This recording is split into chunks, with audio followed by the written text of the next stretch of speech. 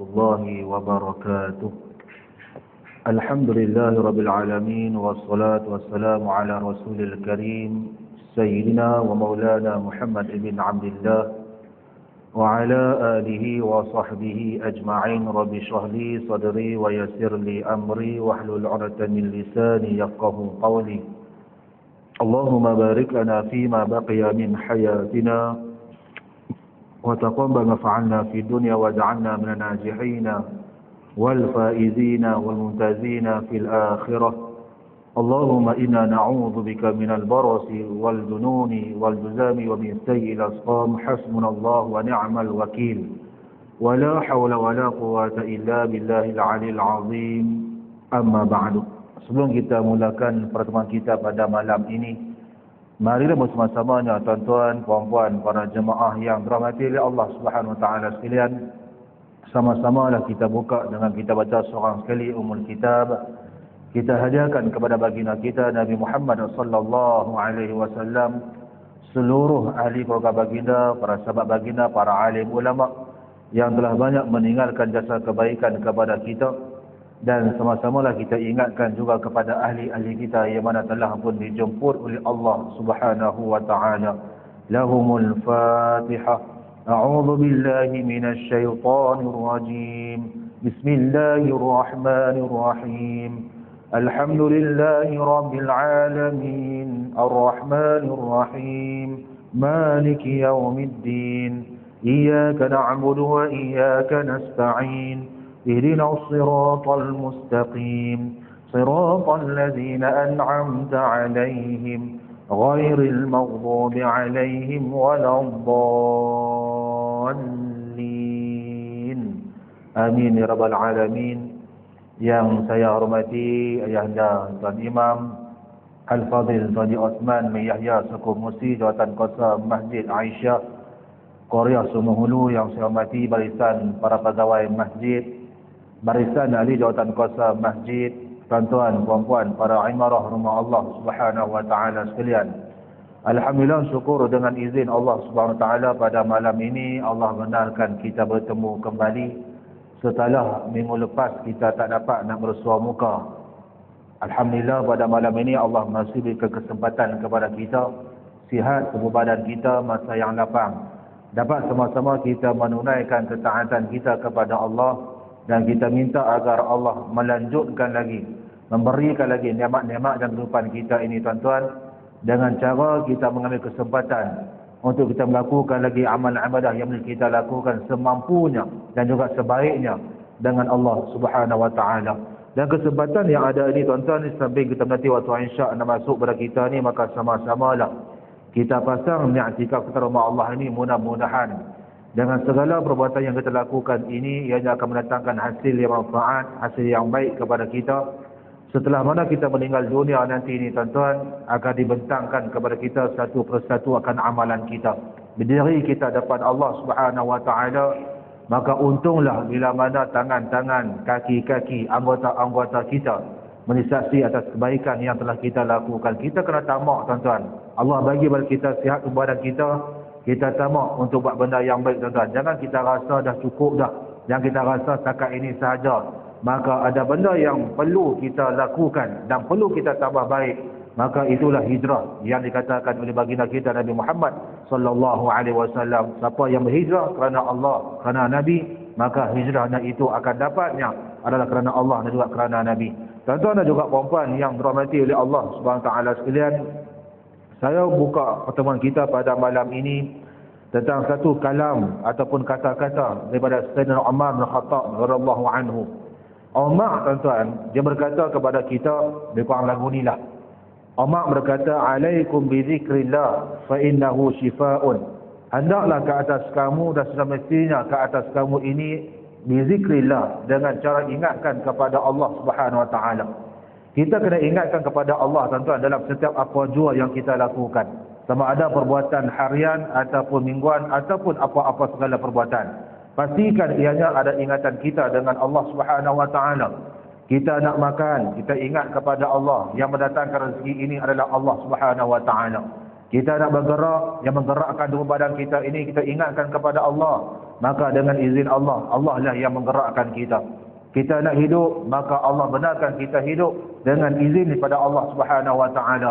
Kita boleh celak mata pada waktu pagi, kita ingatkan kepada Allah. Bagaimana yang Nabi kata kepada kita dalam kitab Al-Azkar yang dikarang oleh Al-Imam Nawawi rahimahullahu taala, Nabi berkata, tuan-tuan, bila kata bukanya biji mata kita ini, ingatlah kepada Allah Subhanahu wa taala. Jadinya siang dan juga malam kita ingatkan kepada Allah akan kekuasaannya. Jadinya yang kata laki-laki dan juga perempuan dalam rahim seorang ibu, seorang wanita, maka juga ialah ala kekuasaan Allah Subhanahu wa taala. Kata Umar ni, tuan-tuan, hendaklah ke atas kamu mengingatkan kepada Allah Subhanahu wa taala. Ingat pada Allah dalam bentuk yang sedemikian. Apatah lagi buat kebaikan kepada Allah. Kita zikir, itu juga tanda ingatan kita dengan Allah Subhanahu wa taala. Kita baca kalam Allah, iaitulah kalam-kalam ataupun apa yang ada dalam Quran, maka itu adalah sebuah zikirnya kita ingatkan kepada Allah Subhanahu wa taala. Umar berkata, fa innahu shifaa'un, maka setiap perbuatan yang ingatkan kepada Allah itu merupakan satu syifa, penawar. Bila kita ada masalah ni, tuan-tuan, kita ingatkan kepada Allah Subhanahu wa taala, maka Allah lah yang menawarkan kepada kita. Serabutnya anggota badan kita ataupun serabutnya masalah yang kita hadapi, maka Allah dia sedang menanti-nantikan, bilakah masanya hamba ku nak ingat kembali kepada aku, kata Allah Subhanahu wa taala. Ala bi zikrillah, bukankah dengan cara mengingatkan kepada Allah itu ianya akan menenangkan hati sanubari seseorang. Dan Umar berkata ni, tuan-tuan, wa iyyakum wa dzakaran nas fa innahu da'un, dan hendaklah kamu menjauhi mengingatkan dengan perihal-perihal manusia. Tak perlu kita duk ambil tahu, tuan-tuan ni, benda yang tak perlu kita tahu. Maka ketika itu kita kata dekat orang, contohnya kita mengungkit, kita maki dan juga sebagainya, maka katanya Sayyidina Umar Khattab, fa innahu da'un, itu adalah penyakit yang perlu kita takuti, tuan-tuan. Sebab takut bila mana kita diri depan Allah SWT, macam saya katakan tadi, tak lepas kita dengan Allah. Allah hitung satu persatu. Tuan-tuan, bayangkan tengok umur kita balik, sehinggalah kita dimatikan oleh Allah SWT.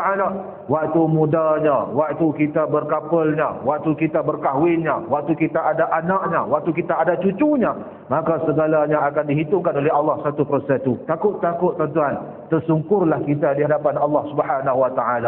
Fudail bin Iyad, dia berkata kepada kita ni, tuan-tuan, man khafa Allah dallahu khauf ala kulli khair. Barang siapa yang mana takutkan kepada Allah Subhanahu wa taala. Kita takut pada Allah ini bukan setakat kita dalam keadaan yang berjamaah beramai-ramai. Takutkan pada Allah ini sifat kita bersendirian. Duduk seorang-seorang, kita tak berani nak buat benda yang tak baik, sebab kita tahu kita dipantau oleh Allah Subhanahu wa taala. Kita tak nampak yang dikatakan dengan CCTV. Kita tak nampak kamera, kita tak nampak malaikat Allah duk pantau kita. Setiap perkataan kita ni yang dilafazkan itu akan dicatat oleh malaikat-malaikat Allah. Yang benda yang baik juga akan dirakamkan, benda yang tak baik juga akan dirakamkan. Maka duk seorang pun kita takutkan kepada Allah Subhanahu wa taala. Kata Fudail bin Iyad, barang siapa yang takutkan kepada Allah, maka takutnya itu akan bawa dia melakukan kebaikan. Dia takut nak buat benda tak baik, dia takut ni akan neraka Allah, maka takut neraka Allah itulah yang akan menurunkan dia untuk masuk dalam syurga Allah dengan cara melakukan kebaikan. Tuan-tuan dan juga puan-puan yang dirahmati oleh Allah Subhanahu wa taala sekalian, bila mana takutkan kepada Allah Subhanahu wa taala, maka syurgalah bagi kita ni, tuan-tuan. Maka ingatlah bahawasanya ada satu hadis yang diriwayatkan daripada Barra' bin Azib. Ketika itu Nabi Muhammad SAW dia menyuruh, dia memerintahkan akan para sahabatnya yang lain. Dalam hadis daripada Barra' bin Azib, tuan-tuan, disebut oleh Imam Bukhari rahimahullah taala dalam kitabnya Sahih Bukhari, hadis nombor 5636, dan juga dikeluarkan oleh Imam Muslim, hadis nombor 2066. Katanya Barra' bin Azib, amarna Rasulullah sallallahu alaihi wasallam, kami telah diperintahkan oleh Rasulullah sallallahu alaihi wasallam. Rasulullah suruh kami, kata para sahabat, bisab'in, dengan 7, wa nahana an sab'in, kami diperintahkan buat dengan 7 perkara, dan juga kami dihalang, ditegah, dilarang oleh Nabi Muhammad sallallahu alaihi wasallam daripada melakukan 7 perkara. Kita beringkas pada malam ini, tuan-tuan. 7 perkara yang disuruh oleh baginda Nabi Muhammad sallallahu alaihi wasallam.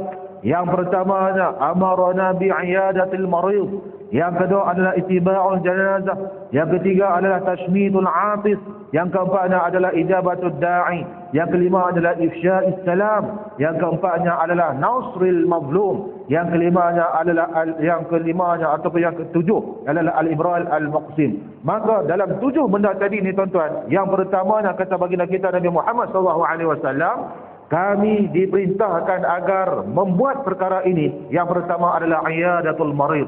Tengok orang yang sakit. Kalau ada jiran tangga kita yang sakit ni tuan-tuan, ziarah kalau kita kesempatan. Bukan setakat kita nak menunjukkan belas ihsan kepada kita, bahkan kita pergi dalam keadaan kita berdoa pada Allah agar diberikan kesembuhan pada orang yang sedang ditimpa kesusahan. Yang kedua kata Nabi adalah ittiba'un jenazah. Kita ikut jenazah itu sehinggalah ke tapak perkuburan. Dan di sini kita tahu tuan-tuan bahawasanya Nabi Muhammad SAW dia pernah bersabda dengan kata-kata Nabi, barang siapa yang mana mensolatkan akan saudaranya itu, maka dia akan dapat pahala 1 qirat. Ditanya oleh sahabat, apakah itu qirat? Oma qirat ya Rasulullah. Maka Nabi berkata qirat itu, Nabi tuding ke arah Bukit Uhud ni tuan-tuan. Nabi kata lagi, siapa-siapa yang mana solat jenazah akan sahabatnya, akan saudaranya seagama dengan dia, maka dia pun pi sampailah ke tanah perkuburan tersebut sehinggalah selesai akan pengemuiannya. Maka ketika itu 2 qirat pahala yang akan dipulih oleh orang yang melakukan sedemikian. Yang berikutnya, yang ketiga kata Nabi, kami telah pun diperintahkan, kata Bara' bin Azib, Nabi kata dekat kami, suruh kami lakukan adalah tashmitul atis, ialah mendoakan orang yang bersin. Orang bersin ni tuan-tuan, dia akan berkata, ya Alhamdulillah, rasa lega tuan-tuan, benda tu keluar pada hidung dia tu. Kalau kita tak boleh bersin tuan-tuan, agak-agak nak buat lagu mana tuan-tuan? Jenuh, tonyoh tu tuan-tuan, sampai keluar air mata tuan-tuan, tak juga nak bersin. Duk rasa macam dengan terganggu dan juga tertangguh dan juga sebagainya. Rasa tertekan tuan-tuan ni. Elok-elok kata bersin tu dia keluar habis ke semua. Maka inilah yang dikatakan dengan kalimah pujian kepada Allah Subhanahu Wa Taala. Orang yang bersin akan berkata alhamdulillah, cuba kita amalkan. Maka orang yang mendengar akan perkataan tersebut, maka doalah kembali kepada orang bersin dengan kalimah yarhamkallah bagi yang laki-laki. Kalau yang perempuan yarhamkillah. Nak beza lagu mana ni? Kah baris fathah, kah baris kasrah. Kalau kah baris fathah ini adalah untuk lelaki, yarhamkallah.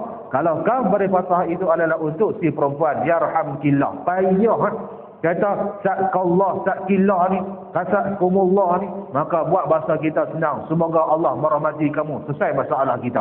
Tuan-tuan, itu juga merupakan satu sunnah Nabi Muhammad SAW. Yang berikutnya adalah kata Nabi, yang ke-1, 2, 3, 4 adalah ijabatud da'i, menerima jemputan saudara-saudara kita ni tuan-tuan. Orang panggil kita makan kenduri contohnya, orang panggil kita makan sikit jamuan contohnya, maka kita pun hendaklah kalau ikutkan itu menjawab kembali pelawaan yang telah pun ditawarkan. Bagaimana yang Nabi tunjukkan ketika mana ada satu kabilah, satu kaum dekat dengan perkampungan di masjid apa dia Qiblatain, dia jemput Nabi Muhammad SAW tuan-tuan. Yang ni kita tahu peristiwa ketika mana turunnya wahyu pada Allah Subhanahu Wa Taala. Allah kata kepada Nabi, maka palinglah wajah kamu yang mana kamu duk paling ke arah Masjid Aqsa di Palestin itu, maka beralihlah kamu kepada Masjidil Haram. Ketika itu, ketika mana solat zuhur, dan ketika mana Nabi dia menunjukkan akan perbuatan Nabi, bukan setakat dengan kata-kata Nabi, Nabi dia menerima jemputan dan Nabi dia menjawab jemputan pada pelawaan sahabat itu dengan cara menghadiri jamuan yang telah pun disediakan. Tuan-tuan dan juga puan-puan nanti Allah SWT sekalian. Kemudian yang kelima adalah ifsya'is salam, ialah menyebarkan salam. Siapa nak kena mula dulu ni? Kita tuan-tuan ni. Jangan tunggu orang nak bagi pada kita. Memang dalam hadis Nabi ada ajak tata cara kita ni lagu mana nak bagi salam.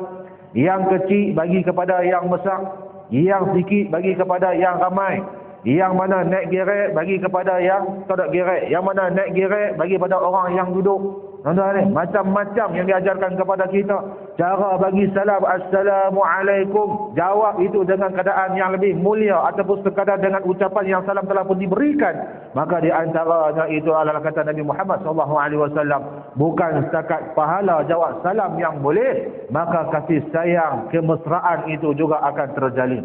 Kemudian yang keenamnya kata Nabi Muhammad SAW, wa nasril mazlum, ialah menolong orang-orang yang mana dalam kezaliman. dia tidak berjaya untuk mendapatkan haknya, maka kita menolong dia tuan-tuan untuk menegakkan akan haknya kembali. Maka ketika itu diperintahkan oleh Nabi Muhammad SAW. Yang ketujuh, yang terakhir, ibrar al-muqsim, maka ialah menunaikan sumpah yang dia telah janjikan. Tuan-tuan, ni kalimah sumpah ni, kalimah janji dan juga sebagainya. Maka kata Nabi Muhammad SAW, ayatul munafiq, di antara tanda-tanda orang yang munafik itu, bila mana dia berjanji, dia tidak akan tunaikan akan janjinya. Ini yang kita kena hati-hati ni tuan-tuan. Kemudian kata Nabi Muhammad SAW, wa nahana an khawatim az-zahab wa an syurbi fi fiddah atau qala aniyati fiddah wa an mayatir wasqasi wa an lubsil harir wad-dibash wal istabrak. Maksudnya tuan-tuan, 7 perkara yang ditegah oleh Nabi Muhammad SAW bagi yang laki-laki. Orang laki-laki ni tuan-tuan, ada benda yang dia boleh pakai, ada benda yang dia tidak boleh pakai, ada benda dia boleh buat, ada benda yang dia tidak boleh buat. Berbeza dengan keadaan orang perempuan. Orang laki-laki, kata Nabi Muhammad SAW, ditegah untuk orang laki-laki ini an khawatim az-zahab, ialah memakai cincin yang diperbuat daripada emas. Orang laki-laki tak boleh pakai lagu tu tuan-tuan. Walaupun adanya dengan dia kata, dak, ni bukannya emas tulis pun, ni emas celup punya, tapi boleh menimbulkan fitnah kepada agama. Baik kita kata, letak pergi kejauh tuan-tuan ni.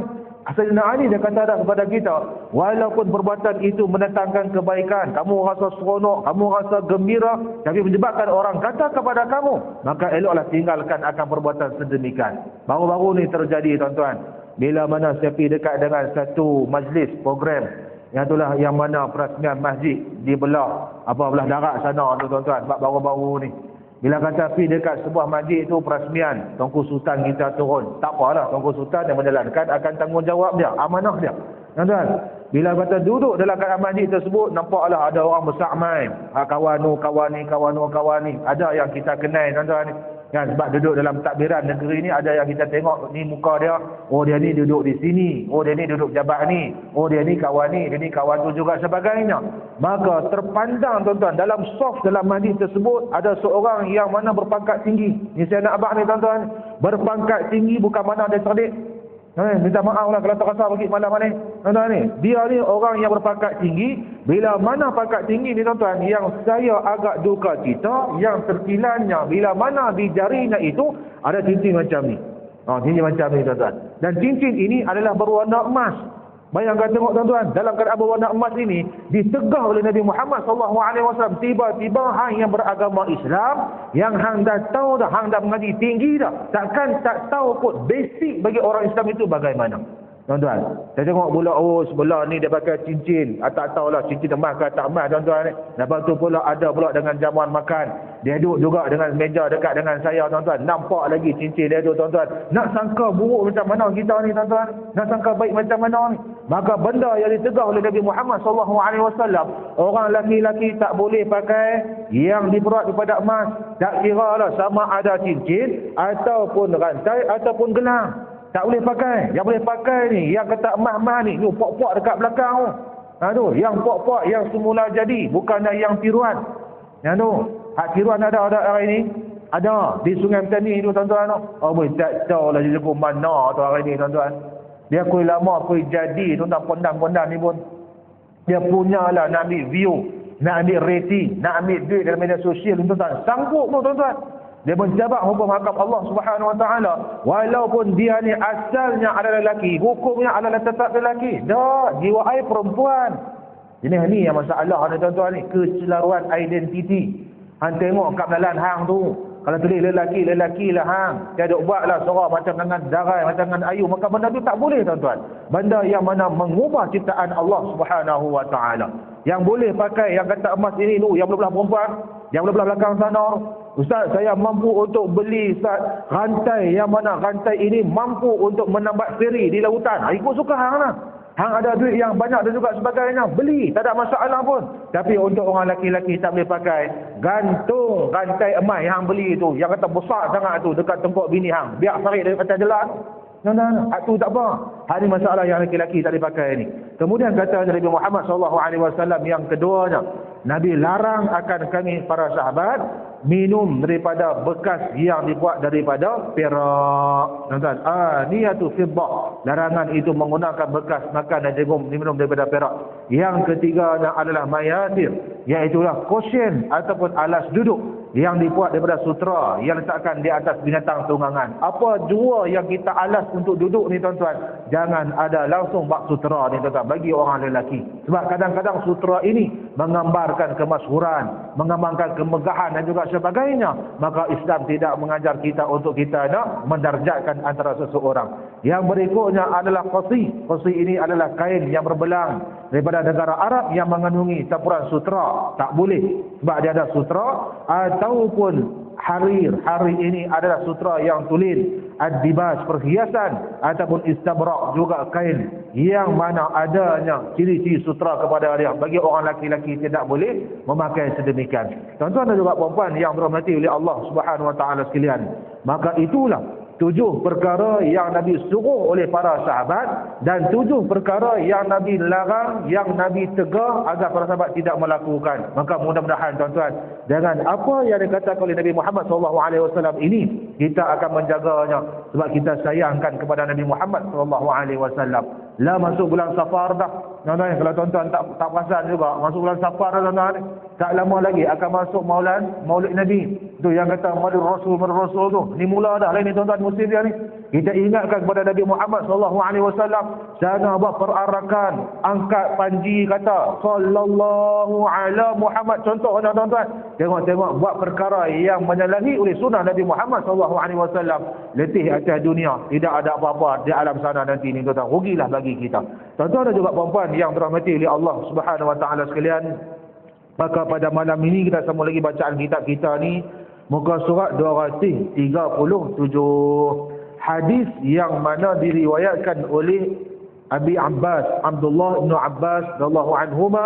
Ketika itu Abdullah bin Abbas ni tuan-tuan, dia belakang Nabi Muhammad SAW pada satu hari.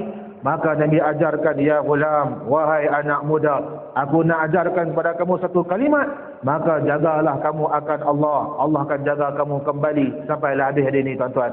Maka muka surat 237.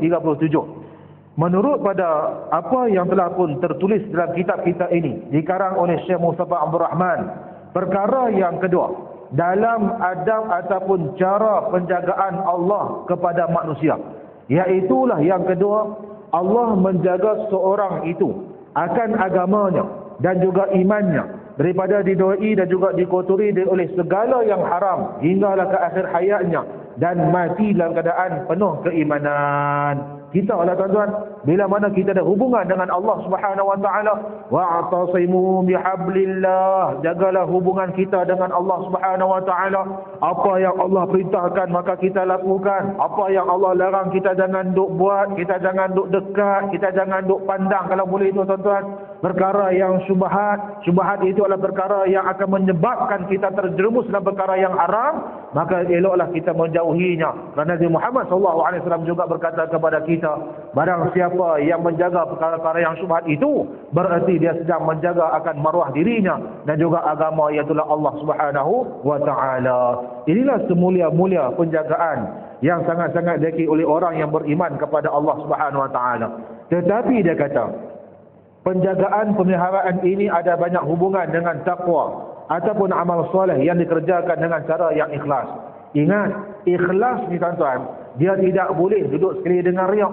Riak perbuatan yang mazmumah, perbuatan yang tak baik. Maka ikhlas ini, dia tidak boleh duduk dengan perbuatan yang tidak baik. Riak ni tuan-tuan, dia ada pada amalan kita. Kita nak sembahyang, dia main kenderaan riak dia. Kita nak pakai perkataan yang elok, ada riaknya. Kita beli kenderaan baru, ada riak dekat situ tuan-tuan. Maka bila mana riak itu menguasai diri kita, takut-takut ianya akan menyebabkan tergelincirnya akan ketaatan kita kepada Allah Subhanahu Wa Taala. Dia kata lagi, setengah ulama salaf pernah berkata mengenai penjagaan pemeliharaan ini, iaitu apabila seseorang lelaki hampir kepada ajalnya, maka dikatakan kepada malaikat, bila mana dia jaga akan amal solehnya tuan-tuan dalam kehidupannya ini, maka ulama sebut soleh ni tuan-tuan, dia cerita kepada kita akan hampirnya malaikat mencabut nyawa tuan-tuan ni. Duduk di atas kaki tu tuan-tuan, kita minta lagu tu lah, minta pada Allah SWT, Jangan ambil keadaan yang tak elok. Kita minta pada Allah, ya Allah kau ambillah aku dari keadaan yang elok, minta pada tu pada Allah SWT. Maka di semua kitab kita ni tuan-tuan, apabila seorang lelaki hampir akan ajalnya, maka dikatakan kepada malaikat, ciumlah akan kepalanya. Duk tengah duk sakit ni, nazak ni tuan-tuan, di ujung-ujung nyawa ni. Maka Allah kata, wahai malaikat, hampirlah tengok dia Zat. Malaikat pun taat pada Allah. Dia pergi tengok orang tu tuan-tuan sedang terbaring, contohnya menunggu sakaratul maut, akan ajalnya untuk ditarik, dicabut dan juga dikeluarkan akan roh pada jasadnya itu. Maka bila mana sampai dekat kepala, malaikat itu menjawab setelah mana diciumnya, aku dapati Al-Quran di kepalanya. Tuan-tuan, Quran ni mana kata siapa yang rajin baca Quran ni tuan-tuan, dia akan keluar tak? Masalahnya tuan-tuan, dia tak mau nak baca Quran. Dia tahu kata Quran itu adalah kalam Allah yang Allah turunkan kepada Nabi Muhammad SAW. Maka dia tak mau nak baca tuan-tuan ni. Nabi yang mana al-ummi, yang mana tak pandai nak baca pun tuan-tuan, maka boleh baca Quran ketika mana diajarkan oleh Jibril alaihissalam. Dan Nabi dia bertadarus dengan Jibril alaihissalam tuan-tuan ni. Apa lagi alasan kita? Yang mana kita celik bahkan Quran pada hari ini. Adanya kelas Al-Quran, adanya kelas baca, adanya kelas tajwid, adanya kelas huruf, nak sebut lagu mana dan juga sebagainya. Maka mengajilah kita tuan-tuan, kerana orang yang baca Quran ini disebutkan dalam sebuah kisah ini bahwasanya malaikat pergi dekat kepala dia, malaikat cium, kita tak nampak perkara tu tuan-tuan. Tu jangan duk buatlah benda-benda tak elok. Kan Zat hang dah ujung nyawa dah kan. Zat aku nak ambil handset aku Zat pasal apa ni? Aku nak rakam nak tengok malaikat ni rupa lagu mana pun tak tahu. Tu benang-benang dia mengaji lebih lagu tu tuan-tuan. Tak nampak akan malaikat mai dekat kepala kita. Bayangkan tengok setelah mana malaikat cium kepala kita ni tuan-tuan. Dia kata apa dia ni? Oh rupanya dekat kepala dia ni ada Al-Quran dekat dia tuan-tuan ni. Sentiasa ingatkan pada Al-Quran. Duk baca Quran ni sedia. Makna kata orang-orang yang hatinya terikat dengan Quran ini tuan-tuan, Al-Quran akan segar di dalam badannya. Dia bukan macam dengan contohnya najis kita. Bila kata kematian tu Allah rapilah mandi. Bila mandi pun semua tu ditekankan perutnya. Nabi keluar sikit dan najis. Keluar semua dengan najis kotak-kotak tuan-tuan. Al-Quran tak begitu. Tak ada Allah kata bila mana matinya seseorang itu tuan-tuan, dimandikan dia, dituangkan air pelan-pelan. Dia kata tu kenapa bagi lembut-lembut. Dia kata kan jangan duk kasak-kasak. Tak nampak pun huruf hijaiyah alif sampai ke ya keluar daripada tubuh badan dia tuan-tuan. Tak ada akan perkara sedemikian. Maka inilah kelebihan yang orang baca Quran ini. Kemudian diciumnya pula akan hatinya, jamai kepada badan dia.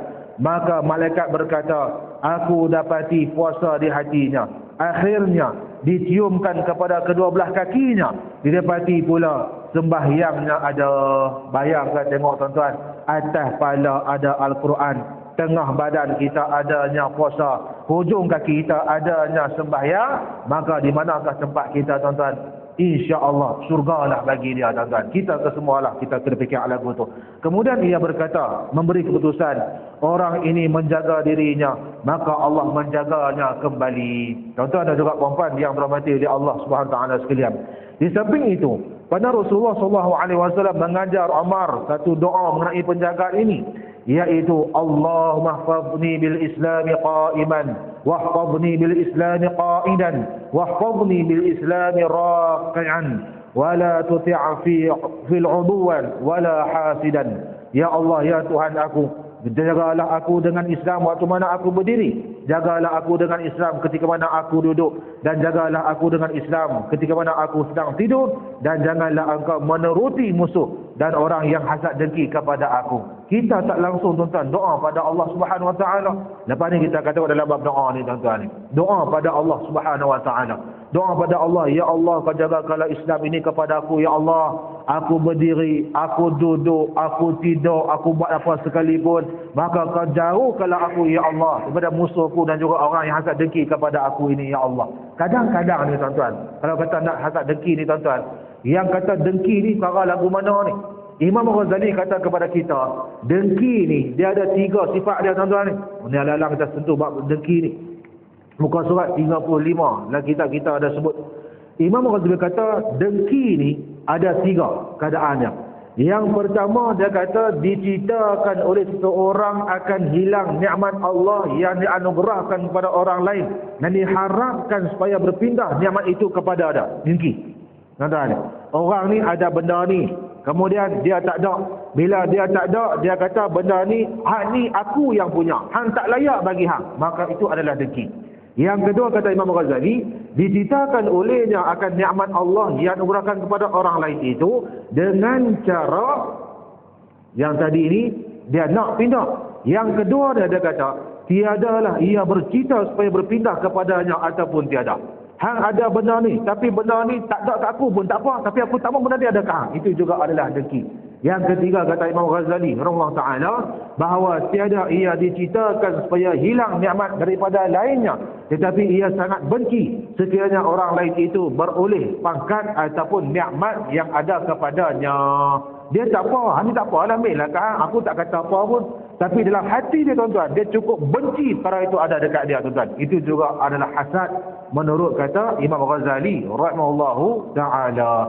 Baik, dia kata lagi pada kita ni tuan-tuan, hadis ini walaupun ianya adalah dhaif, tapi boleh kita amalkan. Doalah pada Allah. Kadang kita seorang-seorang ni, kita takut tuan-tuan, takut ada perasaan hasad, atau patah lagi perasaan yang tidak baik, cemburu tuan-tuan ni. Kadang-kadang ni kita terlampau obses, dia terlampau gairah untuk menggunakan media sosial. Dia ambil gambar bu dalam Facebook, ambil gambar bu dalam TikTok, ambil gambar bu dalam Thread, ambil gambar bu pula dalam satu WhatsApp juga sebagainya. Takut di tuan-tuan, ada orang yang mana tidak senang dengan gambar yang telah pun ditayangkan. Mungkin dalam kalangan ada lagi WhatsApp kita sendiri pun tuan-tuan, bubuh lah orang ni buat ni juga sebagainya. Kadang-kadang ni tuan-tuan, orang tak suka kepada kita ni cukup berlembab. Maka takut-takut ianya ada penyakit cemburu yang kata ain itu tuan-tuan. Dia kata apa dia ni, tak lama lagi dia ni terak. Contoh lagu tu. Jenis penyakit ni tuan-tuan ni kita tak nampak, tapi kadang-kadang itulah yang ditakuti oleh Rasulullah sallallahu alaihi wasallam. Minta pada Allah Subhanahu wa taala. Kemudian dia berkata, kesimpulannya penjagaan Allah akan agama Islam bagi seseorang adalah perkara yang amat penting dan juga utama. Penjagaan ini bererti terpeliharalah akan imannya pada bila-bila masa, hinggalah ia mati dengan sempurna amal-amalnya yang dituntuti kepadanya. Kemudian pada tersebut dia berkata, Rasulullah menerangkan pula perkara penjagaan itu, iaitu peliharalah Allah, nescaya engkau dapati, engkau akan dapatinya di hadapan engkau. Kita tak nampak Allah Subhanahu Wa Taala tuan-tuan. Ada tak kita semayang? Kita nampak Allah depan kita tuan-tuan? Tak ada. Kita kata usolli lillahi ta'ala, saja aku semayang kerana Allah Ta'ala. Kita pun Allahu Akbar. Nampak ada Allah? Tak nampak tuan-tuan. Tak ada orang nampak Allah Subhanahu Wa Ta'ala. Kan? Bila mana kita jumpa Allah nanti ni? Nanti itu bila? Adakah malam nanti? Jawapannya tidak. Adakah kita tidak? Kita bermimpi jumpa Allah? Jawapannya adalah tidak. Maka bila mana kita dimatikan oleh Allah Subhanahu Wa Taala, berpindah pada alam yang berikutnya, sehinggalah peringkat yang terakhir, ketika itu berdiri kita depan Allah, maka saksikanlah tuan-tuan, ianya adalah pasti.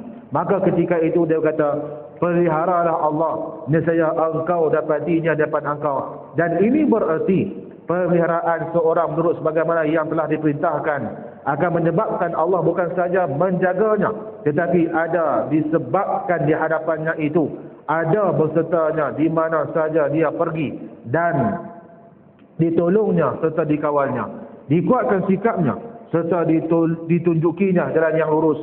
Manakala orang yang mendapati Allah berserta selalu dalam keadaan yang tenang lagi gembira, serta kuat perkasa, tidak ada yang ditakuti, tidak ada pada yang dicurigai, kerana Allah berserta sebagaimana yang dikatakan oleh Rasulullah sallallahu alaihi wasallam kepada Abu Bakar sewaktu mana dalam gua hijrah ke Madinah, iaitu, apakah engkau menyangka kita berdua sahaja? Maka Allah menjadi yang ketiganya. Janganlah engkau takut kerana Allah bersama dengan kita. Mana kata pada ni tuan-tuan, bila mana kita buat benda yang baiknya tuan-tuan, akan adalah pertolongan pada Allah Subhanahu Wa Taala. Cuma kita jangan lupa pada Allah yang kadang-kadang ni tuan-tuan minta maaf sebut. Ada orang main jumpa dengan saya, suami isteri ni tuan-tuan. Bila mana dia bercerita ni tuan-tuan ni, kita rasa kesian dekat dia. Bagi kita tahu sikit latar belakang dia tu tuan-tuan. Bila dia kata ni, waktu mana kami susah ni, dia kata, saya lah, orang perempuan lah yang bersama dengan dia. Dia kata, waktu mana kami nak mula berniaga ni, tak ada apa, dia sanggup bersama dengan saya juga menerima dia seadanya. Dia kata, elok kata perniagaan itu maju sikit, dia boleh dah dengan buka pintu kedai juga sebagainya, orang main makan dan juga sebagainya tuan-tuan. Maka dia lupakan, bab sembahyang pun dia tak peduli lah tuan-tuan. Ada orang begitu. Dia kata dulu ni waktu mana kami susah ni menjumpa dengan saya. Waktu kami susah ni kami dan semayang berjemaah. Dia kata lepas mana dah peringkat ini banju, dia kata boleh buka pintu dah, Allah bagi nikmat sikit, dia lupakan akan nikmat Allah Subhanahu Wa Taala. Ada orang begitu ni tuan-tuan. Dia mula tak semayang. Bila mula tak semayang, dia kata lagi, ustaz tolong ustaz, suami saya ni dah mula tinggalkan solat. Dia kata apa dia lagi, suami saya ni dah mula main dengan perempuan, dia mula buat perkara yang tidak elok. Maka apa yang saya boleh lakukan? Maka ketika ini tuan-tuan, apa yang dia kata, saya nak beritahu pada ustaz, nak habaq bahawasanya perniagaan yang diusahakan oleh suami saya, kuih lama dia kuih rugi, kuih lama dia kuih merosot, orang tak pergi dekat kedai dia. Tuan-tuan, ini bukan saya nak kata tuan-tuan. Kadang-kadang keberkatan dan rezeki itu nak kena ada. Ingatkan pada Allah Subhanahu Wa Taala. Yang kedua, dia kata mintalah kepada Allah Subhanahu Wa Taala. Setelah itu Rasulullah sallallahu alaihi wasallam menyuruh Ibnu Abbas supaya meminta dan juga memohon pertolongan kepada Allah. Iaitu apabila meminta, mintalah kepada Allah. Dan apabila engkau memohon pertolongan, mohonlah pertolongan kepada Allah. Meminta atau memohon kepada Allah adalah merupakan doa. Sedangkan doa itu adalah ibadat. Ibadat tidak boleh dilakukan melainkan kepada Allah dan tidak kepada yang lainnya daripada sekalian makhluknya. Bab minta ni tuan-tuan ni kita tengok dah dulu ni. Minta kepada yang hidup, yang tu tak apa. Setakat mana yang dia boleh untuk dia beri, okey, tidak ada masalah. Kalau setakat mana yang di luar kemampuan dia, walaupun dia sedang hidup, maka itu tidak boleh. Contohnya tuan-tuan, dan dia ni hidup, contohnya kita pergi kata dekat dia, tolong ustaz, aku ni banyak dosa, aku ni banyak buat silap, aku ni buat maksiat ni banyak, yang aku ni rasa neraka dah bagi aku ni, tolong ustaz, masuk ustaz aku dalam syurga. Contoh lagu tu tak boleh tuan-tuan, sebab itu bukannya kudrat bagi seorang manusia untuk menentukan dia ni layak ataupun tidak masuk dalam syurga Allah Subhanahu Wa Taala. Sebab syurga adalah empunya, milik mutlak Allah Subhanahu Wa Taala. Tapi kita boleh minta dan kepada orang-orang yang mana berilmu, orang-orang yang mana alim, ketahuan agamanya lebih pada kita. Contoh dan tuan-tuan, minta akan ditenangkan hati. Contoh, dimurahkan rezeki, dia pun doa. Doa dengan cara kepada Allah, bukan kepada sama-sama dengan makhluk. Yang tu tidak ada masalah tuan-tuan. Yang tu kalau hidup. Kalau bab yang mati ni, macam saya ceritakan dulu bahawasanya ada ulama yang mengatakan hukumnya haram sama sekali minta kepada orang yang telah pun meninggal dunia, melainkan kepada Nabi. Yang tu adalah keistimewaan Nabi tuan-tuan. Kan, duk tak duk pergi pada kubur kawan ni, duk buat macam-macam juga sebagainya, maka itu adalah haram dan juga berdosa. Takut-takut jatuh syirik kepada Allah Subhanahu Wa Taala. Ada ulama yang mengatakan bahawasanya hukumnya adalah harus. Boleh diminta kepada orang yang telah pun meninggal dunia, tapi kena menggunakan perantara dengan Allah Subhanahu Wa Taala. Asbabnya kembali kepada Allah, bukannya si empunya kubur itu yang menjadi punca kepada berlakunya sesuatu perkara yang kita hajati. Tu cara dalam lagu tu tuan-tuan. Kan, tapi apa yang harus itu? Akhirnya dia kata, kalaulah takut perkara itu boleh menyebabkan akidah ini terpincang, menyebabkan akidah ini tergelincir, maka hukumnya harus tadi akan berubah juga kepada yang haram sama sekali. Yang itu adalah perbezaan dalam khilaf apa pandangan para ulama yang tentang bab boleh tak boleh minta kepada orang yang telah pun meninggal dunia. Kemudian dia berkata, masuk lagi 2 minit lagi. Al-Imam Nawawi dalam keterangannya mengenai hadis ini menjelaskan bahawa seseorang tidaklah harus mempercayakan rahsianya yang lain daripada Allah. Sebaliknya hendaklah bertawakal kepadanya dalam segala pekerjaan yang dia lakukan.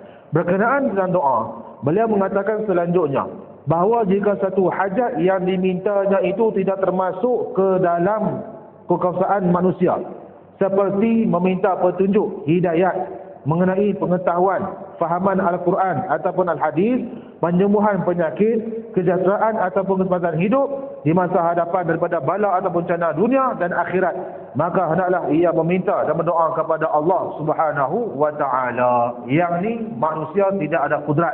Tuan-tuan, tak boleh minta kepada manusia. Dia kena minta kepada Allah Subhanahu Wa Taala. Yang mana macam kita ulang tadi ini.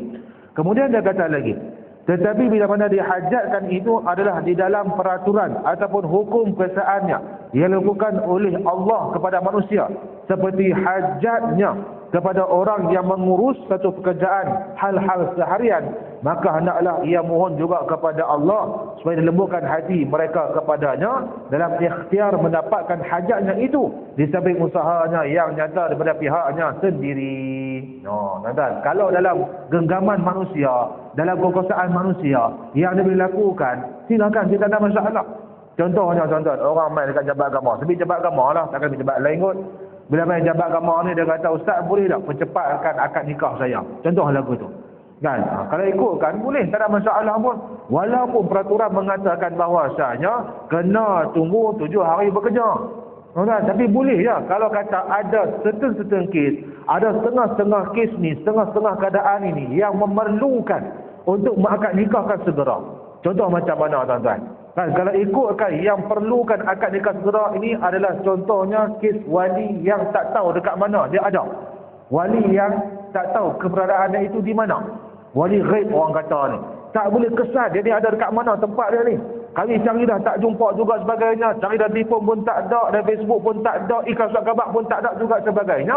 Maka kena segerakan akad nikah pasangan sedemikian. Itu tuan-tuan. Kalau ikutkan pada mereka, tak boleh. Tunggulah 7 hari bekerja Ustaz. Mana ada keistimewaan, mana ada kelebihan. Orang lain tunggu hari, takkan hang tunggu sejam kot. Maka itu adalah tidak apa kita kata bukannya satu isu lah. Maka boleh dalam pengetahuan kekuasaan manusia boleh kita aturkan, maka itu tidak ada masalah. Baik. Dia kata lagi, berdoa atau minta hendaklah kepada Allah dalam perkara ghaib yang bukan dalam kekuasaan atau pekerjaan manusia. Tetapi kalau perkara itu perkara biasa yang sedang dikerjakan manusia menurut peraturannya, maka bolehlah diminta kepada manusia yang berkenaan di samping berdoa kepada Allah supaya ditunjukkan jalan yang memudahkannya untuk mendapatkannya. Dia kata, tolong Ustaz, pokoklah ada jalan. Kan? Contoh dia kata lagu tu, tolong Ustaz, kata saya ni tak tahu dah tapi dekat siapa dah. Maka tolong Ustaz, mana nak tahu, pokoklah boleh tolong pemudah bicara. Contoh lagu tu. Maka kalaulah benda itu dalam kekuasaan manusia, boleh, tidak ada masalah untuk kita nak minta. Baik. Bagaimanapun juga, perkara meminta pertolongan Allah dalam ikhtiar melepaskan serta menjayakan satu pekerjaan agama dan dunia adalah amat mustahak. Mengingatkan kunci segala rahsia, punca segala manfaat dan bencana adalah dalam kekuasaan Allah. Tepatlah apa yang telah dikatakan Rasulullah SAW pada hadis ini, ihris ala ma yanfa'uka wasta'in billah wala ta'jiz. Hadis pada Abu Hurairah diriwayatkan oleh Imam Muslim dalam kitab Sahih Muslim, hadis nombor 2664. Hukum hadis adalah hadis yang sahih. Kata Nabi Muhammad SAW, tamaklah kamu untuk mendapatkan manfaat kepada engkau sendiri dan mintalah wasta'in billah, mintalah tolong dengan Allah Subhanahu wa taala, dan janganlah engkau wala ta'jiz, janganlah engkau merasa lemah, putus asa dan juga sebagainya. Tak perlu sedemikian, kerana dalam setiap apa jua keadaan pun tuan-tuan, Allah bersama dengan hamba-hambanya. Cuma kadang-kadangnya hamba dia tak perasan Allah ada bersama dengan dia. Tuan-tuan dan puan-puan yang dirahmati oleh Allah Subhanahu wa taala sekalian, saya rasa cukuplah aku sekali dulu pada malam ini. InsyaAllah pada minggu hadapan dengan izin Allah Subhanahu wa taala kita akan teruskan lagi tuan-tuan. Bacaan kitab kita ni masih lagi berbaki kepada kita sebelum kita masuk pada hadis yang baru, dan insyaAllah lah kita akan tengoklah sekadar mana yang boleh kita tengok dan boleh mendatangkan manfaat kepada kita dalam kehidupan kita insyaAllah sebagai hamba Allah Subhanahu wa taala. Ala kulli halnya tuan-tuan, jangan kita lupa kepada Allah Subhanahu wa taala. Nabi ajak kepada kita ni tuan-tuan, jaga Allah, Allah jaga kamu kembali. Kita nak duduk rumah tangga yang bahagia, nak duduk keadaan yang sihat, walafiat, kekuasaan atau keselamatan, kesejahteraan dalam kesihatan ataupun apa jua sekalipun tuan-tuan, mintalah pada Allah Subhanahu wa taala. Cari peluang yang boleh kita dekat diri dengan Allah Subhanahu wa taala cukup banyak ni tuan-tuan. Cuma kadang-kadang kita terlalai, kita terabai, kita terlepas pada melakukan perbuatan yang mana boleh mendatangkan manfaat kepada kehidupan kita. Yang baik pada Allah Subhanahu wa taala. Mudah-mudahan kita berjumpa lagi pada lain kesempatan insya-Allah. Sekian aqulu qawli hadza wa astaghfirullahal azim li wa lakum. Bismillahirrahmanirrahim. Alhamdulillahirabbil alamin hamdan yuafi ni'amahu wa yukafi'u mazida. Ya rabbana lakal hamdu kama yanbaghi li sultani. Allahumma shalli ala sayyidina Muhammad wa ala alihi wa sahbihi ajma'in. اللهم اغفر لنا ذنوبنا ولوالدينا وارحمنا ربنا صغارا ولجميع المسلمين والمسلمات والمؤمنين والمؤمنات برحمتك يا ارحم الراحمين ربنا اشرح لنا صدورنا ويسر لنا امورنا كلها يا كريم ربنا آتنا في الدنيا حسنه وفي الاخره حسنه وقنا عذاب النار وصلى الله على سيدنا محمد وعلى آله وصحبه وبارك وسلم والحمد لله رب العالمين. Sekian, Assalamualaikum warahmatullahi wabarakatuh.